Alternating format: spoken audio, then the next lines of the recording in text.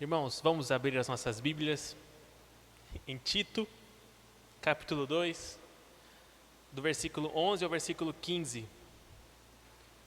Nós estamos terminando uma minissérie dentro de uma série de estudo do livro de Paulo, da Epístola de Paulo a Tito.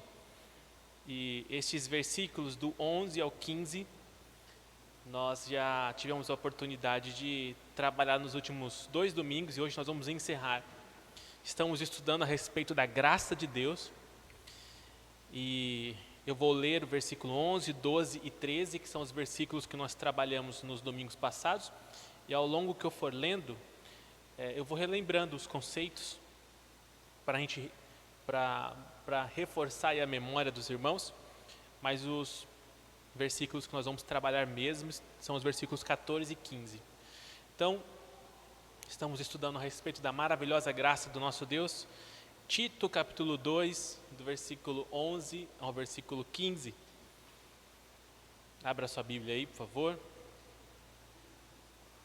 Diz assim, Tito 2, versículo 11 ao versículo 15, diz assim: Porquanto a graça de Deus se manifestou, estamos justamente falando sobre essa manifestação da graça.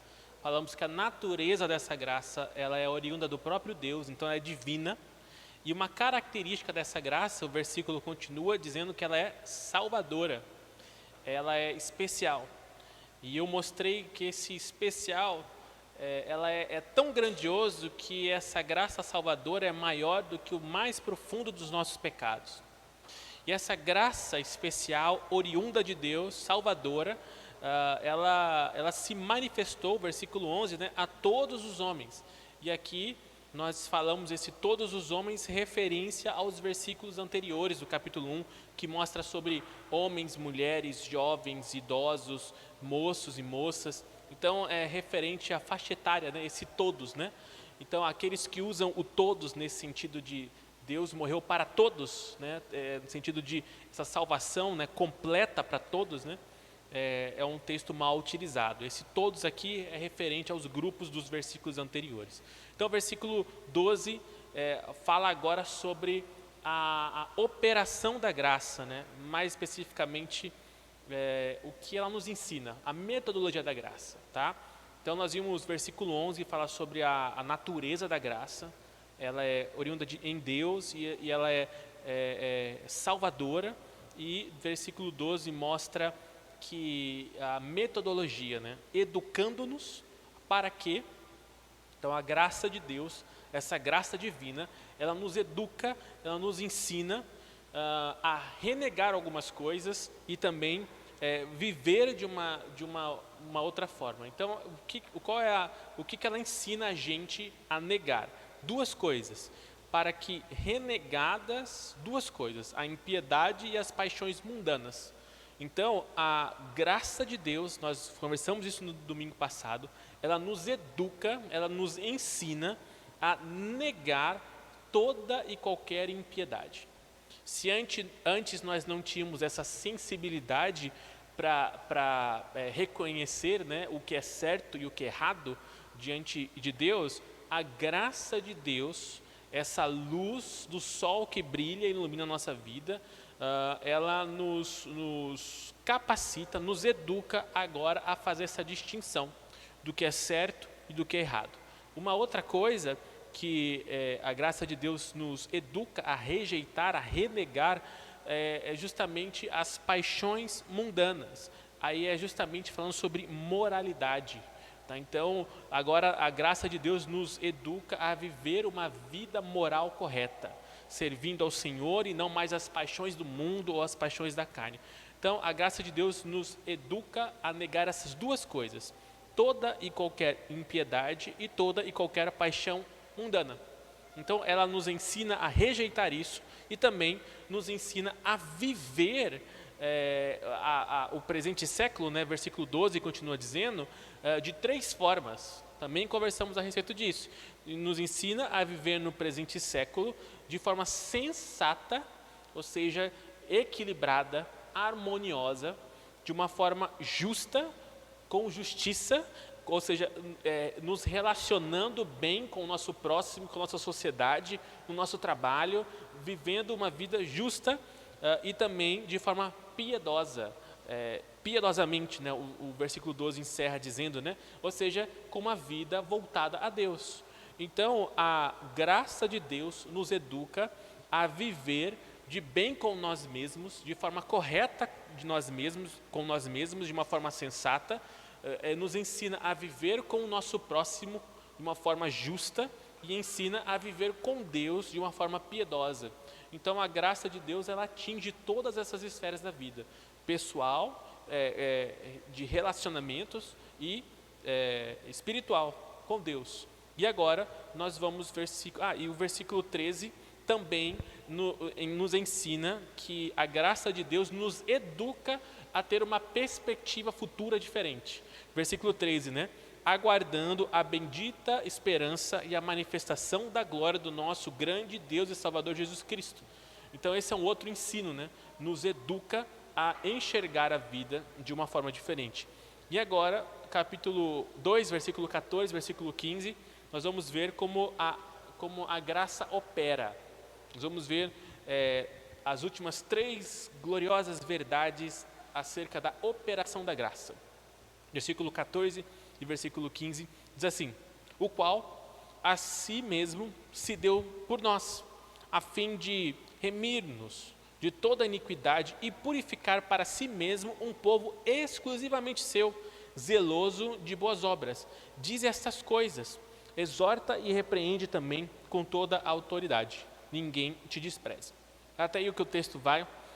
Paulo ele vai ensinar, relembrar a Tito e ensinar a igreja mais um ensino importante, mais uma verdade importante a respeito da graça de Deus. E a primeira verdade do texto aqui, desses 2 últimos versículos, está no início do versículo 14, que diz: a qual a si mesmo se deu por nós. Ou seja, a graça nos presenteia, tá? Nos presenteia a cruz de Cristo.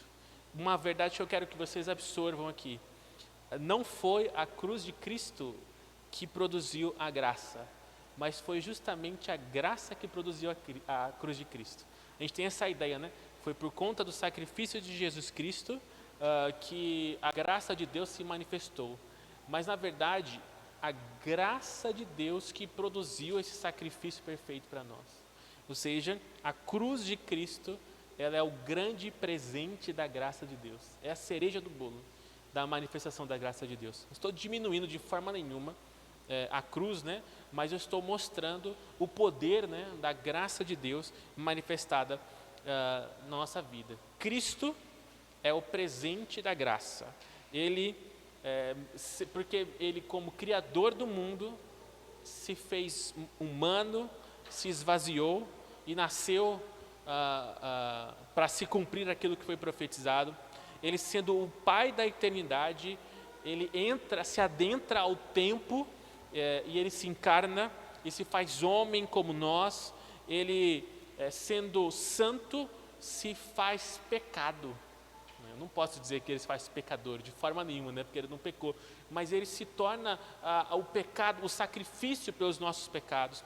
Sendo bendito, se fez maldição, né? Sofreu isso. Sendo autor da vida, Ele é a verdade, o caminho, Ele é a vida, se torna a morte, né? Então essa é a maior oferta da graça de Deus, a maior dádiva, o maior presente. É isso que Paulo faz questão de enfatizar aqui, né? Um outro ensino da graça de Deus: a graça nos presenteia com esse plano maravilhoso que é o sacrifício e a morte vicária, né? E o sentido aqui de vicário, né, parece um termo bastante usado nas missas, né? Mas vicário é substitutivo, né? A obra de Cristo, ela, através da graça de Deus, se torna esse sacrifício que substitui. E é por conta da morte que nós temos vida. É por conta da obra maravilhosa do nosso Senhor que agora nós temos vida. E é por isso que nós somos igreja do Senhor. porque Ele morreu por nós. Então esse é um importante ensino da graça de Deus.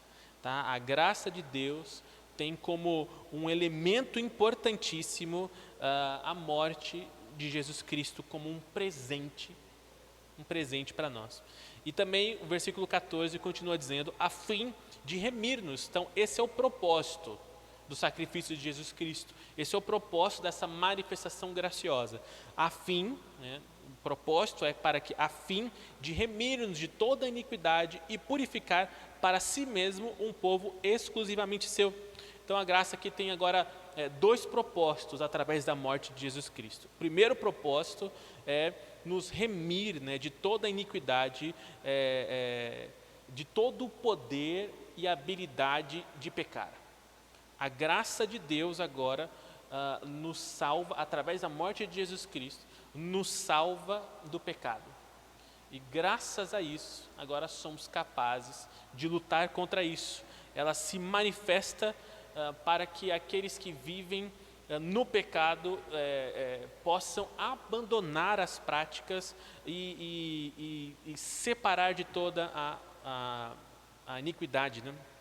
Então um comentarista aqui diz assim, Spurgeon, diz assim que a definição de graça salvadora dada por Paulo não permite nenhuma sugestão de que Deus salvará um homem em seu pecado. O que ele quis dizer isso?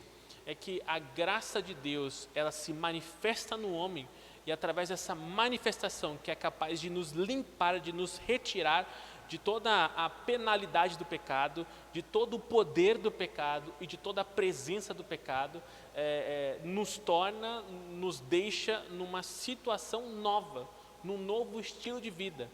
Ou seja, a manifestação da graça na nossa vida tem que necessariamente nos tirar da vida de pecado. Essa é a manifestação, esse é um dos efeitos da morte de Jesus Cristo. Significa que nós somos santos, Não, nós ainda vivemos, lutando, tendo essa luta constante. Mas significa que agora já não mais vivemos ou buscamos viver debaixo da penalidade, do poder e da presença do pecado. Não mais pertencemos a esse estilo de vida. E é isso que é o primeiro propósito da graça de Deus, é nos remir de toda a iniquidade. Agora nós não mais estamos debaixo do poder do pecado. Então, é somente através da graça de Deus que nós somos capazes de agora não mais viver debaixo da penalidade do pecado, viver abaixo do poder do pecado e viver mais na presença do pecado. Se nós somos capazes de abandonar isso, práticas pecaminosas, estilos de vida de iniquidade, se nós conseguimos lutar contra isso, se você consegue vencer as provações e tentações que te cercam, isso é por conta da graça de Deus. Graça de Deus que nos dá poder para resistir e vencer. E quanto mais amadurecemos, quanto mais compreendermos e internalizarmos a palavra de Deus, quanto mais vivermos longe das paixões mundanas, quanto mais abandonarmos práticas imorais, quanto mais nós fizermos isso, mais fortes nós nos tornaremos nessa luta e mais esse poder da graça de Deus vai se tornar manifesto na nossa vida. Essa é a exortação, para que nós possamos nos tornar idosos com aquelas características do capítulo 1, viver de forma sensata, viver uma vida equilibrada e coerente, é somente através da graça de Deus que nos capacita a ter esse estilo de vida, esse padrão de moralidade elevado. E o segundo propósito da graça de Deus é que Cristo, por meio da sua morte, nos purifica. Então, esse é um outro propósito, mas com o propósito de que nos tornemos um povo exclusivamente de Deus. Então, a graça se manifesta através da obra de Jesus Cristo com o propósito de nos purificar, de não mais vivermos sob o efeito do pecado, para que a gente possa se tornar um povo exclusivamente de Deus. E isso é aqui o grande desafio nós, como crentes do século 21. Porque o conceito aqui da ação da graça de Deus é de exclusividade. Exclusivamente pertencemos a Deus agora. Exclusivamente a graça se manifesta e nós temos agora uma perspectiva do passado, do presente e do futuro diferente. Então não há espaço para a guerra dos mundos, né? A guerra do nosso coração, as crises existenciais e um coração dividido, porque e essa é a nossa batalha.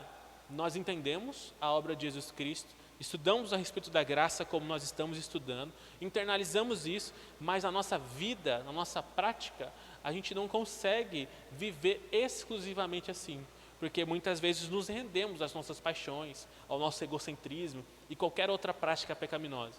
E aqui o texto está mostrando que é justamente o oposto, né? A graça de Deus, ela se manifesta para nos purificar e purificar um povo exclusivamente do nosso Senhor. É por isso que nós somos chamados de ovelhas, é por isso que nós somos chamados de herança, é por isso que nós somos chamados de habitação de Deus, porque agora nós somos exclusivos do Senhor, né? Sempre lembro desse texto de Tiago, capítulo 4, versículo 4, que quando diz que, Tiago diz que é impossível ser amigo de Deus e amigo do mundo. Aquele que se torna amigo do mundo se torna inimigo de Deus. E aqui é o sentido de traição, né? É como se nós nos deitássemos com o inimigo, né? Quando nós nos tornamos amigos do mundo. E aqui é o conceito de exclusividade. Só entende isso aqueles que têm a graça de Deus manifestada. Pelo menos a profundidade disso, né? A sincera profundidade dessa manifestação da graça de Deus. E por último lugar, nós temos aqui o resultado da graça de Deus. Nós vimos os propósitos aqui, agora vamos ver o resultado, né? O resultado aqui é produzir um povo exclusivamente de Deus. Versículo 14 fala isso, né? Zeloso e de boas obras. Olha que interessante, essa expressão zeloso de boas obras, né? É uma expressão conjunta aqui, né?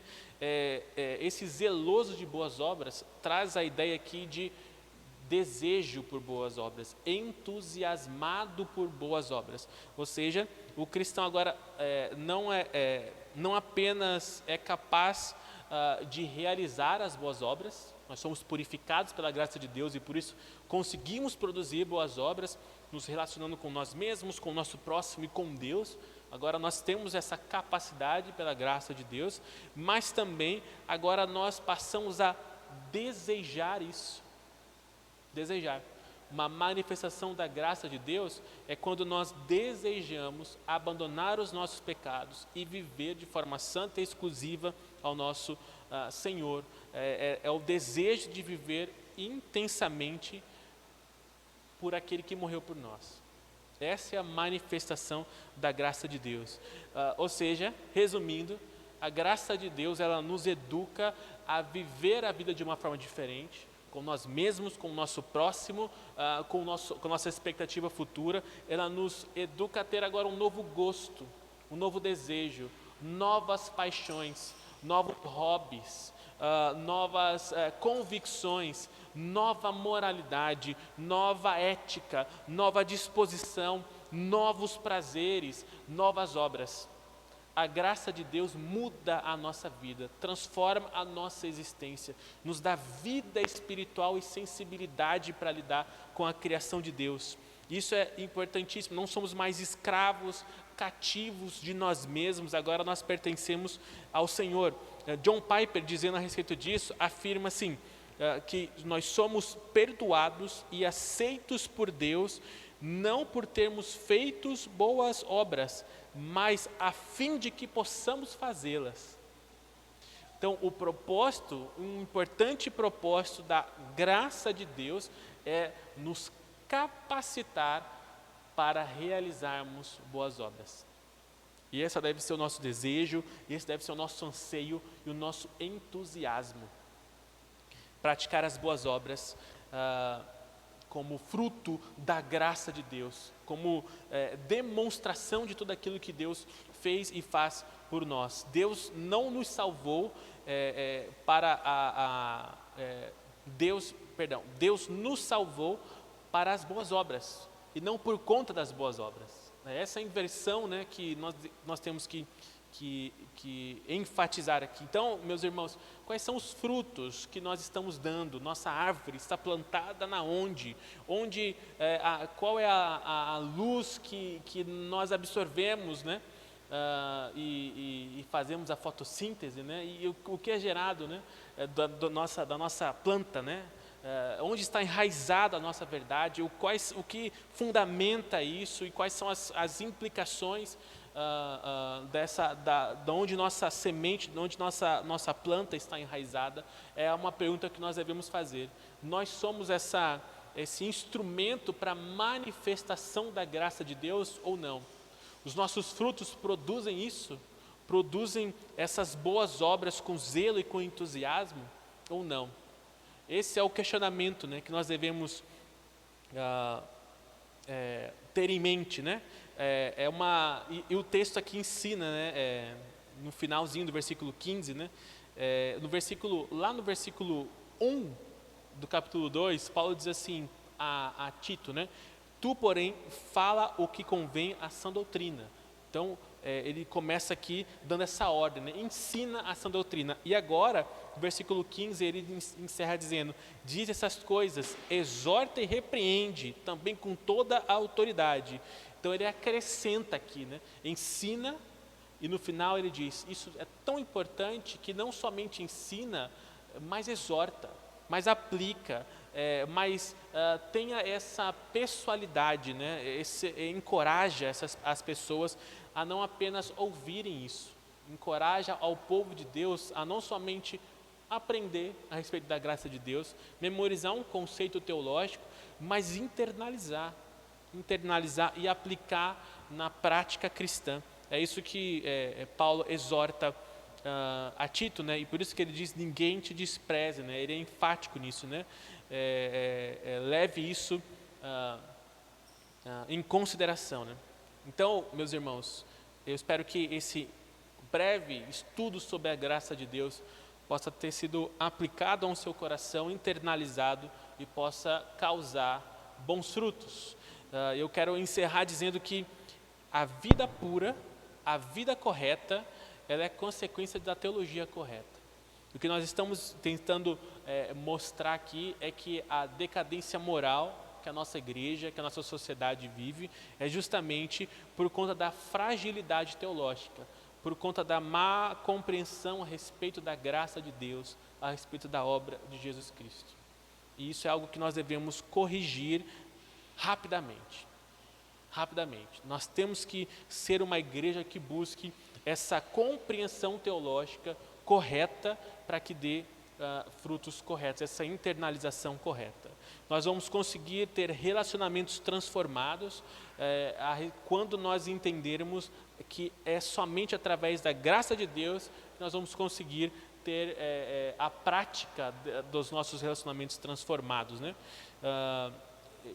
Esperar envelhecer como a Bíblia diz que nós devemos envelhecer, ou ser um marido que ame a esposa, um marido criterioso, ou uma jovem moça que ame seus filhos, ou ser uma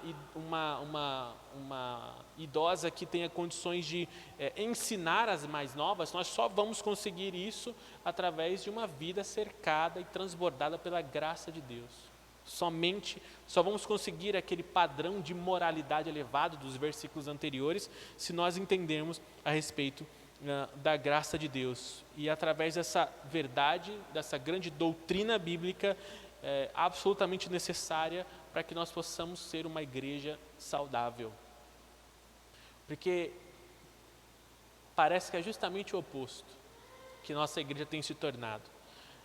A cada dia, a cada momento, nós nos surpreendemos com a atitude de irmãos, atitude de pessoas que têm uma prática cristã que mostra que a planta está plantada em um solo que realmente a luz da graça do Senhor não habitou, porque não tem esse desejo e zelo de boas obras.